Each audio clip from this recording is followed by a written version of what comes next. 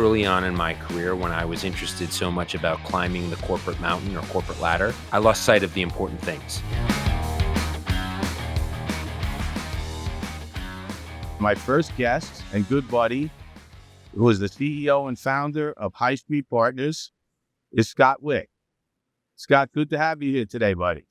Al, thanks for having me. I'm curious when we get into this a little bit if I fall in the leaders bucket or the legends bucket, but Leader. maybe that's for a follow-up podcast. Leader, I'm I'm the excited to be here. No, you're a leader. I'm the legend. Okay. Fair. Okay. I appreciate that. That's who we'll go with today. All right. But all kidding aside, no, you're a leader and probably one of the best leaders in the country. You've done unbelievable with Highstreet, and been very proud to be working with you. It's been a great run in the last 6-7 years. We started this, and I think today it's good for everyone to know how we came together. Okay, the things we've done together, and I think the folks out there would love to hear about Highstreet, and how you see Highstreet, how I see Highstreet, and together how we see the marketplace, because obviously the insurance distribution and brokerage space continues to change. Although it's still very vibrant on the external side, M&A. So, Scott, I remember I go back, I guess it was toward the end of 2019, maybe. I think you kicked this off when? Beginning of around August of 2018. Yeah. Formed the organization in June of 2018. Was very, very fortunate to find our first agency partner and really kind of put our first flag in the ground in August of 2018. So we found a fantastic firm in Traverse City, Michigan, named Peterson McGregor and Associates. We closed with that firm on August 17th of 2018, and it's been a wonderful run ever since. And I think, our paths crossed at a wonderful lunch in New York City, probably late 2019. Maloney and Porcelli. You remember it, yeah. Of course I do. Right. Of course I do. So, we had a great lunch. We had a lot of laughs, and immediately I saw you and said, first of all, I was really impressed with you. The type of person you were. I could tell you were very down to earth like me. There's a lot of people that, play the game. They don't really are in the game, but don't play the game the right way. I felt right away you had a great model. And, I was very excited to meet you and work with you and the opportunity to do that. And I think we talked about, where you were. I think at the time you were about 35 million of revenue, give or take. Just about a year and a half in, and obviously none of us knew the pandemic was coming. Okay. But I mentioned to you right off the bat that, I thought your model was awesome. I thought you were awesome. And I said, hey, we can do some things together. The one thing that I thought might make sense was seeing if we could get another investor involved that was a little bit more experienced and savvy in the space. Nothing against Huron. They're great people. They were excellent to deal with. And I think you and I looked at me and said, well, it kind of might be too early for them. And I remember, contacting them around June-ish of 2020, right in the middle of the pandemic. And they basically said, no, it's too early for us, which is kind of what you said. So I let the pandemic, kind of take its shape and form. And then I reached back out in the beginning of 2021. And obviously April 16th, I'll never forget the date because that was the first day my son came back from 6 weeks out of missing baseball at Highstreet University for having COVID. That was his first game back. And that was announced on April 16th, 2021. We brought Highstreet Partners in to partner with Huron and yourself, invested alongside you, which, obviously has been something that people are curious about me and Sica Fletcher and what we've done on that front, and, certain criticisms from other people that, really have never materialized, and like I tell people, I don't apologize for being good at what I do, that I could put these deals together. That being said, that was the start of a run to where in the last 4 years, it's been about 4 years almost to the date we just passed. Here we are. And Highstreet at the time, I think was about 100 million when we brought Abri in, and now you're tinkering around 700 million in the last 4 years. Been unbelievable. Probably one of the highest quality businesses, as I call them, or we call them, growth strategies in the insurance distribution space. Great leadership in you as one of the best CEOs in the business, and just amazing people we were able to attract to High Street. And just to make it clear to all the viewers, anything that Sica Fletcher is invested in, we do not influence, as people may think, our clients or our so-called sellers, let's call them, to go with any of our investments. That's their choice, always. And we've put some great people in there, and this has been a great run. And, you've done a great job, Scott. It's been amazing to work with you, and it's been a pleasure.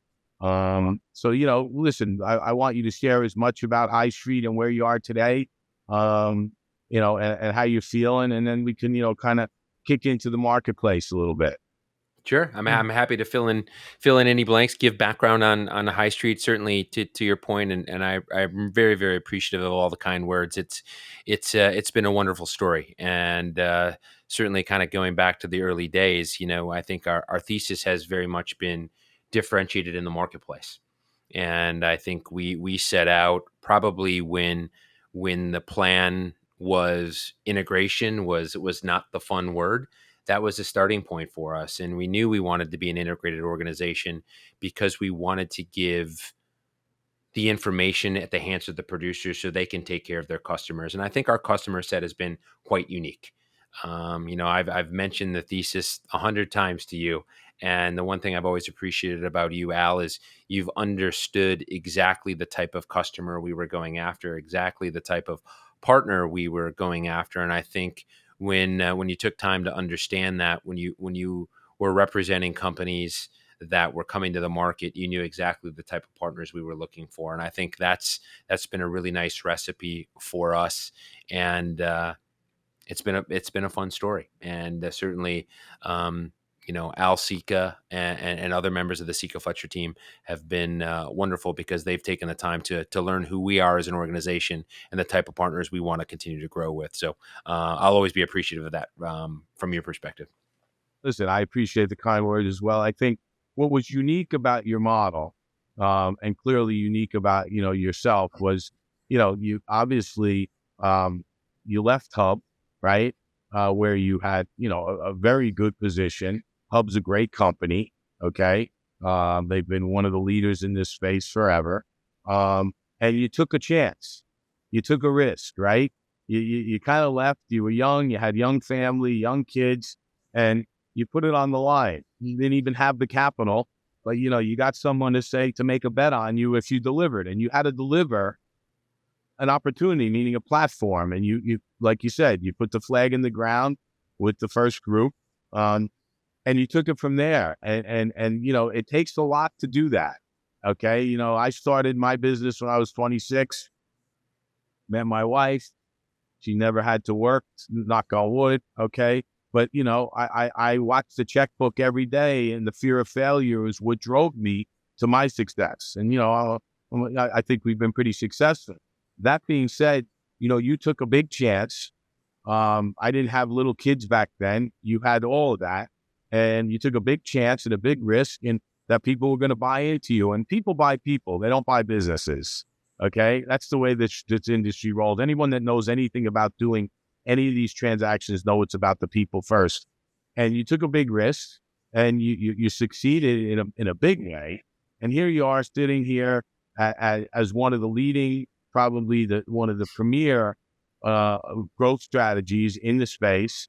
And you're sitting here at top of the rainbow, and, the world continues to change. And what I think I like about what you've done most is you did create this little bit of a differentiator in your model, the community focus, the pillars that you really live by. These are things that you thought it out, and you continue to think things out, and you continue to do one thing that I think a lot of people should follow, your lead, is you make it about the shareholders and the people you brought in. You're protecting that alignment of equity that all these have, probably as good, if not better, than anyone in the country.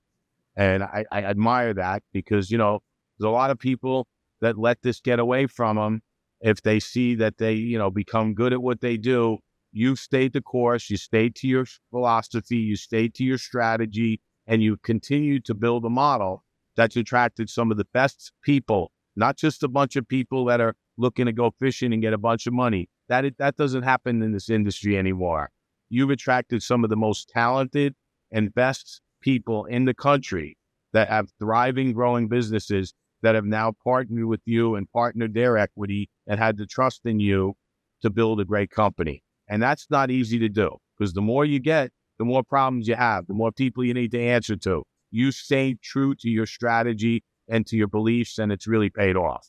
Well, I appreciate you saying that. I will tell you, it's really kind of the genesis of High Street. And to your point, I spent a number of years at Hub, fantastic years, amazing people, amazing organization, learned a heck of a lot, and I had some success there individually as well.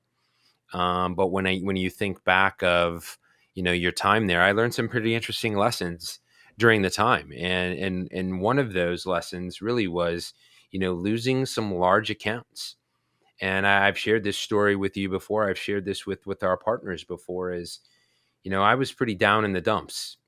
Probably late 2015, I had lost a couple really nice sizable businesses, ones that I thought would be lifetime businesses, ones that I thought candidly our teams were doing a really good job servicing the business. They were taking care of the clients in a really thoughtful, strategic way. But where I failed on that, Al, is I failed on it on the personal relationships, and I wasn't doing a very good job. And I thought a lot about that as I was starting to put the pieces together, and maybe the foundation of High Street together. I thought a lot about kind of how I was feeling on the relationship side of my life. And so it started really as thinking about how did I want my personal book of business to look like, but really what did I want a business to look like? And so the whole foundation of what we're doing is on relationships. So to your point about the shareholders, those are my relationships now. Those are my friends.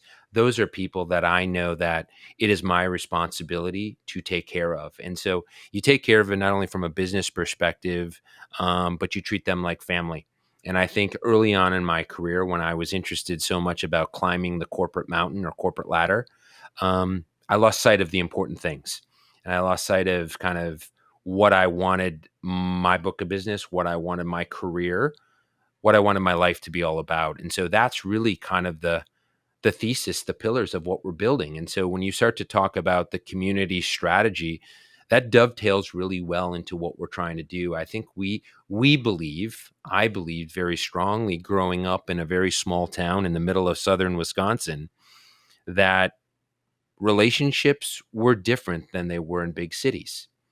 And the reason they are is you interact with these people, your paths cross on a regular basis, whether that's your neighbor is your football coach, whether your other neighbor is the pastor of your church. You cross paths. And so it's a tight knit community where those relationships are very, very sticky.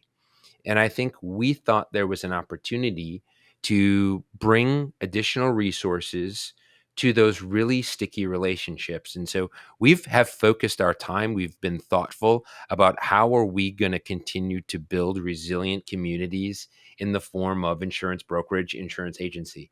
And that's been fun. But the North Star for me is making sure that I take care of my shareholders. And I will remain very, very disciplined on that. Our team will be.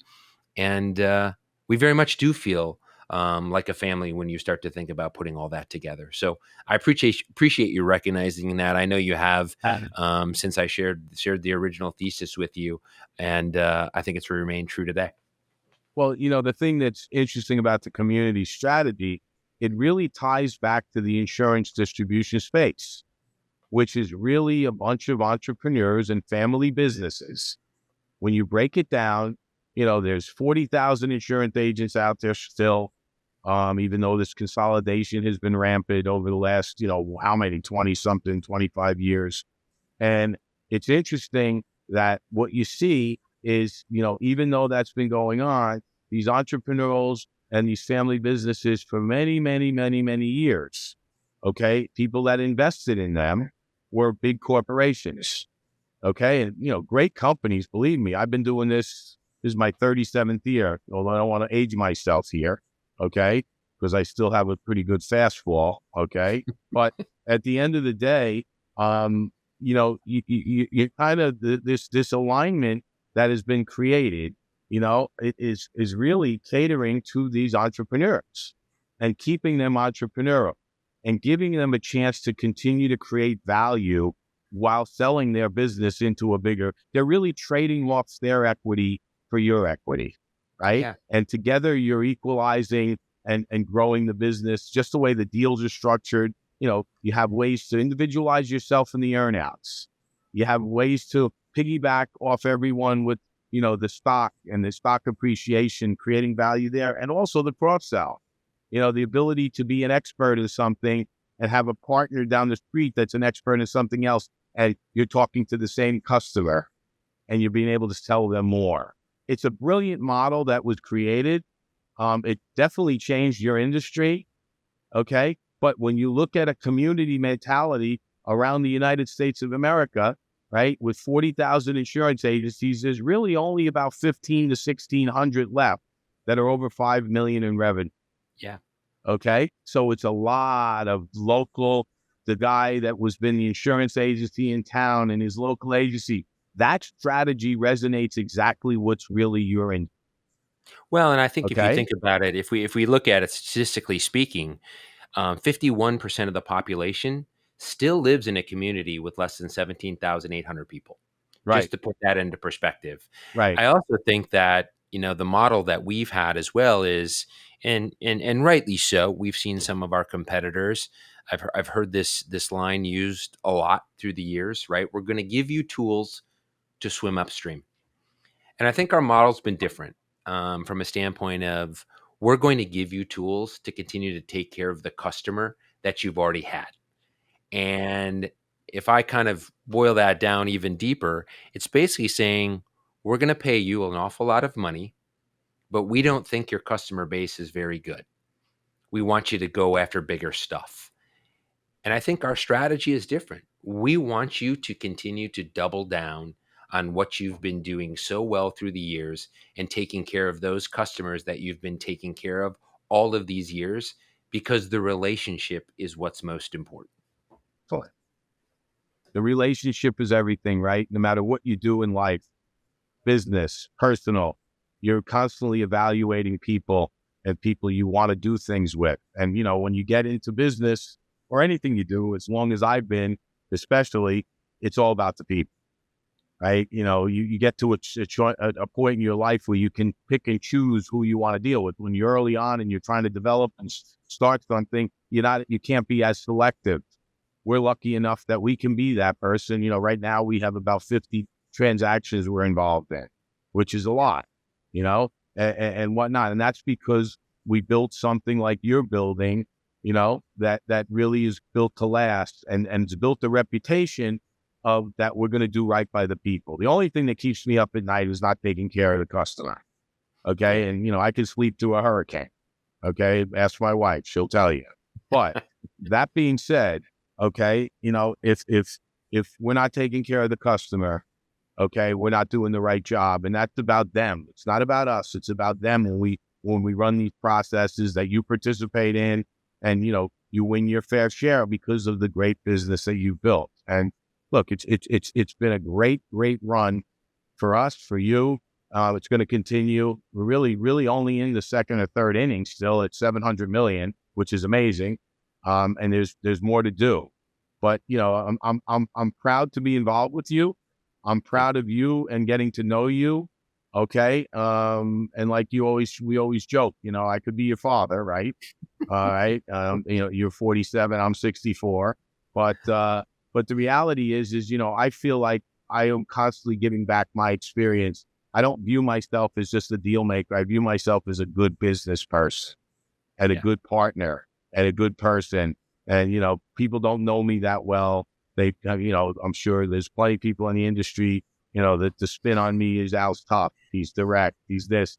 But it's only because I know what works and what works to get it done. And at the end of the day, I can sleep at night knowing I'm doing the right thing. for my customers and for people that I work with. And this, my employees, every, okay. It's all about that. And you've done that, Scott. You've done it. Well, You mirror it. You mirror what I'm all about. And that's why we're, connected like we are, and why I'm so high on High Street and yourself and your team and all the people that we've gotten together with. well, Okay. Al, It's been you've awesome. certainly been you've been a blessing and a help to High Street, but you've been a blessing to me, and I'll always be appreciative of our friendship. So feelings are definitely mutual. So let's shift gears a little bit here, Sure. unless there's anything else you want to cover on High Street. Um, people obviously are curious where everybody sits in the marketplace now. High Street being one that's positioned very, very nicely, as good as anyone out there. You know, what are you seeing in the marketplace next for High Street? What are you seeing overall in the marketplace? I'd love to hear your views and love to give some of mine here, if you don't Sure. mind. Sure. I mean, I will tell you, I think a lot from the investor perspective remains the same. Do you have a process that you can perform M&A at a thoughtful pace and do it well? I think High Street has done a really nice job on the M&A front. I think we've now closed 196 transactions since we started the business. We've got a very nice playbook and a fantastic team on our M&A front. I think you have to have a plan that can perform the business organically the right way. And that's been an area that we have focused very hard on, both from a data perspective as well as where is going to be the upsell opportunity for our producers to find ways to grow the business, their own individual business, organically the right way. Yeah, first quarter, we're off to a great start. We had 8.9% organic growth in Q1. I think there's an awful lot of room yet for us to go on the organic side. We're just scratching the surface, and I think that really goes back to the thesis piece of this: is our customers are sticky. And so if we can be 3%, 4% from a retention perspective better than our competitors, that puts us in a unique spot to continue to outperform the marketplace from an organic perspective. With what headlines I'm seeing, 8.9% puts us in a pretty unique spot. So we're going to Very continue strong. we're going to continue to keep our foot on the gas on an organic growth perspective. And then the last piece that I think everybody from an investor perspective is looking for, which is music to our ears, is, are you integrated? And I think the benefit that we've had from an integration perspective, and our team has done a magnificent job with all of the integration strategies that we've put in place. But the reason it's helpful is we really start the integration process on the front end of M&A. If we can be um, disciplined, talking to folks like you to say this is the type of partner we're looking for, that puts everybody on the same track to say, what do we need to do from an integration perspective? What are the tools? What are the resources? What are the strategies we're going to put in place? And so if you think about 196 transactions, all of them look pretty similar. And so, as a result of the target customer looking similar, the acquisitions looking similar, the integration plan gets a heck of a lot easier.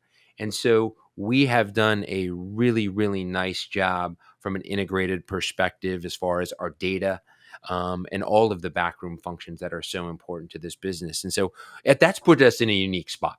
And I think when all three phases are ticking the way they've been ticking for us, and I'll knock on wood as well because we've performed there, you put yourself in a unique place. The other unique place for us is, I think, the capital structure that we have. Right now, Abry has been a fantastic private equity partner for the last 4+ years, and they control about 20-25% of the equity in the business, and so we're unique there than a lot of others. And so I think they're patient, we're patient, we're in a spot where we're trying to build a forever business. And I think when you're a spot trying to build a forever business, you're not thinking about what is that next recapitalization going to look like, or when does my investor need to take dollars out or have some type of liquidity that forces companies to do something unnatural. And we've been very, very fortunate that we've got the right partner and the right capital structure to not have to do anything unnatural, but rather continuing to build a great business, bringing in more partners, growing the business the right way organically, and being thoughtful about what our pathway looks like from an integration perspective. And you hit all the hot buttons. And look, like I said, not to age myself, but over my experience, mainly over the last 12 years when there's been this huge influx of private equity capital. Private equity has been here forever. I did my first private equity deal. It was involved in it, way back in 2006 with Tannemount Harbor and Olympus. Tannemount Harbor, Tesco, and Olympus, when people weren't doing it. But private equity's been around a long time. I mean, really the last 12 years, I think, is where the real influx has come. Okay. More than anything, we've done 8 recapitalizations ourselves, and you live and you learn what that you're working from the exit backwards, right? When you do this, what's the exit going to be? What are you striving for? And what we learned, and that helps guys like you, because as I help you the next round and so on, and others, is what they are looking for, that next investor. And everyone knows you're growing through acquisition. Okay. Everybody knows they want to see it work, meaning they want to know it's creating organic growth, these combinations, and they want to make sure it's integrated, that it's being brought together, not just a bunch of firms hanging out and, doing a few things here and there and a bunch of guys getting money and saying, hey, when's the next, when we're going to get to capitalized on the stock. So we've lived and we've learned. They want to see that it's going to work. Okay. And, anything that I'm doing now, basically, that's where I start: integration and organic growth, not how many deals, not anything else. So you've been on that train from day one. You've absolutely been on that train, and it shows in the way Highstreet is being built and how well you're doing. So, I can appreciate that. So what's the next move for Highstreet in your mind? Okay. I'm not asking you to give any detail or Sure. any secrets or anything, but people were curious. You're at the almost 700 million level. You're probably, almost 250 million, I'm sure, is the EBITDA. It's a really good business. What's the next move? Well, I think again, kind of goes back to the same comment I was making earlier, Al. I would tell you that I think we're very uniquely positioned from a standpoint of how our capital structure is laid out. I think if you think about the equity that Abry has in the business, you think about kind of where we're going, what we're doing. We're going to continue to be really thoughtful about the business itself. And I think our belief is we can grow a forever business. And we think there's a tremendous opportunity to continue to double down on what we've been working so hard on. So we launched a proprietary technology system that all of our producers have access to. It's called Aura. It gives a producer insights into their book of business. It gives them a roadmap to say, how do I take care of my customer in a different, more thoughtful, more disciplined way? That in turn has helped organic growth. And I think I'd like to see continual improvement, continual roadmap on what we're doing on our Aura platform to continue to bring opportunities as well as a consistent client experience across our entire platform. And when we do that and we feel like we're in a good place, we'll talk about what's next. But I think right now we've been really, really thoughtful about what we're building. We've got patient partners that want to continue to grow a business in a thoughtful way, and I think that's put us in a unique spot. And when we are ready to look at something, whatever that something will be, I think we'll have an awful lot of opportunities just given really the check size. And I think that's a unique spot for us where we're not going to have to do anything unnatural, maybe like how some others have been forced to do. Well, the $64,000 question I'm going to be asking all of you guys that are, privately held and private equity backed is everybody, when we're out there pitching to these clients, the unique thing has been the alignment of the equity that was been created. Sure. That's kind of, made it different, where people still feel like owners, entrepreneurs, they're shareholders, everyone's rowing the same boat. But, it's only as good as the liquidity, right, that you get out of it. And, these liquidity events for, you could almost put it on your watch, okay, and time it. we're traditionally, 5-year events. As things get hot, the interest rates were down, they become less. 3 years become more of an opportunity. People saw to jump in and capitalize their money. And most private equities won't even get out until they at least triple their investment. So, about liquidity, that's huge. And I think the things that you're doing are going to keep you fluid for liquidity. You'll be an opportunist. You'll do the right thing. You're not going to bring in anything that's going to impede that or do anything that's going to impede the shareholders. And I think I've seen that. And your shareholders should really feel good about the way you're managing the equity, because I think that's really important. But, obviously you get to a certain size and a certain time comes around. As much as you say they're patient, they're going to want liquidity, right? They're going to want another Sure. event. So, I mean, like I said, the $64,000 question that I'm going to ask you and everybody else is, when do you see in your mind, it doesn't have to be exactly what it is, that on the horizon. Al, I would say, the timetable that you laid out, I would say is pretty accurate. I would say Mm-hmm. that, that 5-year mark is probably a good time to circle. I think if Mm-hmm. you think back when money was basically free, often folks would say every 3 to 5 years. I think given the fact of the higher cost of capital, that 5 years is probably the right time to circle. We've been very fortunate.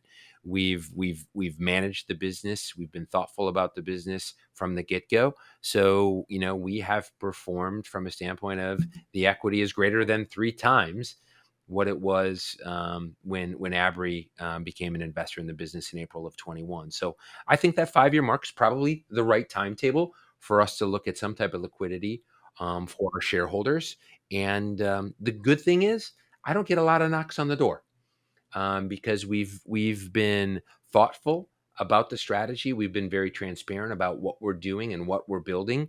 We have regular calls and regular updates with all of our shareholders about what we're doing.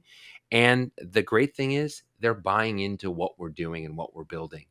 And so when the timing's right, when it's good for them, when it's good for the business, we'll look at that. But I think right now, heads are down. We're going to continue to outperform the market from an organic perspective and work really, really hard on these integrated initiatives. Awesome. Well, listen, and I have no doubt in everything you're saying. I think that's a really good way to look at it from a time perspective. And, 4 years in now with the folks at Abry, and, I know the Abry folks real well. I've done about 6 or 7 transactions with them in this space, very fond of them. And I think they would never want to get out of this asset if they could stay in somehow, way, shape, or form, because this is one of the premier assets in the space. And, it's been trending, since about 2020 or so, that, it used to be that it was any kind of recapitalization was a change in sponsor, Sure. but it's been trending, now that the current sponsor who wants to stay in there, they're worried that they will not find a better asset.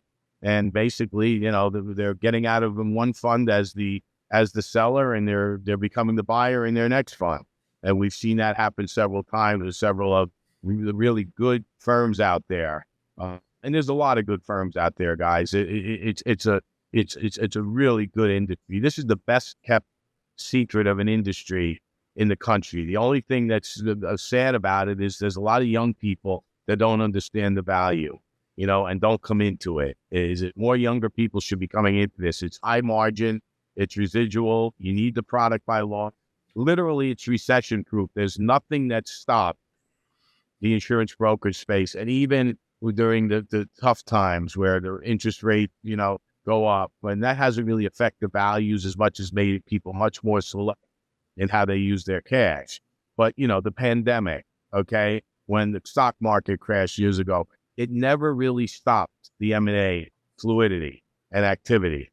Okay. We did a recap in the middle of 2020 when, people right away said, how could you do that? Well, the money was still there. It never affected the money. All it made is, a little chaos in the country, and, people concerned on certain classes of business they had that might get affected: restaurants, school buses, things of that sort, transportation.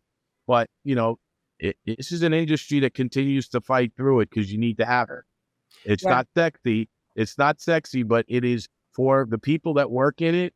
It is unbelievably lucrative financially, and a lot of it's because of the renewals, right? That's why you can have, the bulk of the insurance agents out there that are under 5 million in revenue, okay, continue to be in business because of the locality, like you said, the community mentality, and if you keep your customers happy, and basically the retention in this industry, is north of 85% almost for everybody if you're doing even a remote job, a Yeah. decent job. Yeah, and I would say, our industry is working hard to continue to attract young folks into the space. And I think we're doing a pretty good job of that from High Street's perspective. If you look at, roughly 3,000 employees, and I would say close to 1,000 of those employees have equity in the business, have equity in High Street. And the average age of those shareholders is under 48 years old. It's funny, even a couple years ago, I was saying the average age was 48.8 years old. It's actually under 48 for us right now, which shows that we're continuing to bring young talent into the organization, um, that are eager to have equity in the business and eager to be a part of growing something that they can be very proud of. And we've done a really good job of that. Well, I think what you've done, what I'm saying is that people outside of that are already in the industry coming in. There's more Sure. people that need to identify the insurance brokerage space as a real special industry to come into because it's a real lucrative space. I think what you've done a really good job of is attracting some of the younger talent of agencies that have Yeah. younger principals, okay, that have signed on to this strategy. People think a sale is getting out of the business and retiring. That's not this industry anymore, folks. No. This industry is about, selling up, not selling out. Yeah. Okay. People that want to grow get into these, not that want to cash out, go fishing, golfing, and not work hard. People have the opportunity in the way these deals structured to create generational wealth between the money you get at close, the equity that, has been unbelievable and basically has created value beyond anyone's wildest dreams, even the smallest agencies that sell into these things. And then for 3 years, you can really define yourself individually on the growth in these earnouts. If you do a big job there, that's additional value, purchase price, capital gains treatment at a multiple. So, it's very hard to find. And then when you go out to the market and these, have an equity event, a liquidity event, where you could triple, quadruple, or fivefold the stock, which is everyone that we've done and been involved in have been in those ranges. Where else in the country can you get that? Yeah, real estate, maybe in certain parts you can double or maybe triple, but not as consistent as this. It's been unbelievable. And, more people should really understand it and see it because it's a real positive thing and a real generational wealth creator. Even that small piece of percentage of stock you get at closing, and I know you use some stock in your earnouts and whatnot. Some people do, some people don't. But guys, what you've done, Scott, is amazing. You're only scratching the surface, and I hope we can continue to do great things together. And unless you have anything else you want to discuss, I really appreciate your time today. I've been excited to do this. People have been excited for me to finally show my face out there. I've kind of been under the radar. I'm not the CAIB guy or any of that stuff. I work while everybody else is having fun with those things. Okay. And that's why I think we are where we are. Okay. Because I put my head down every day and that's what I do. I come to do my job for my clients. That's what I do. And for my people and everybody I'm involved with, just like you. And Well, we're very appreciative of that. Well, I'm appreciative of you. And as somebody told me one time, it's better to be a plow horse than a show horse. I think that's an awful lot of what we are, and I think that's why our relationship is the way it is. You're definitely a plow horse, and I appreciate that about you. Well, and I appreciate you saying that. And listen, I'm only as good as the people around me and my people, my partners. Okay. The people that, my internal partners through and through. And I treat everyone like a partner. Nobody's an employee. I'm not your boss. I'm your coach. Okay. I'm giving back my experience. Okay. My people are great. Sica Fletcher has gotten to where it is, not because of just Al Sica. They've gotten there because of everybody else that's involved. I have top people. Anyone who works with them knows they are highest quality people, and we are a family, and we work hard, we play hard, and that's the secret to success. And I think if you lose sight of that, okay, that you're only as good as the people around you. My father said it on his retirement speech at 79, and he was well liked and respected. And when he made that statement, I could see the tears coming out of people's eyes, because it was the end of an era. And I'm not going anywhere. I'm going to keep going as long as they let me, because I didn't want to see him retire. They kind of forced him to retire, but I love what I'm doing. I love the people I work with, internally, externally, and you're certainly one of them, buddy. I appreciate you, Al, very much. Thanks for your time today. This was great. I enjoyed it. I enjoyed being with you. Thank you.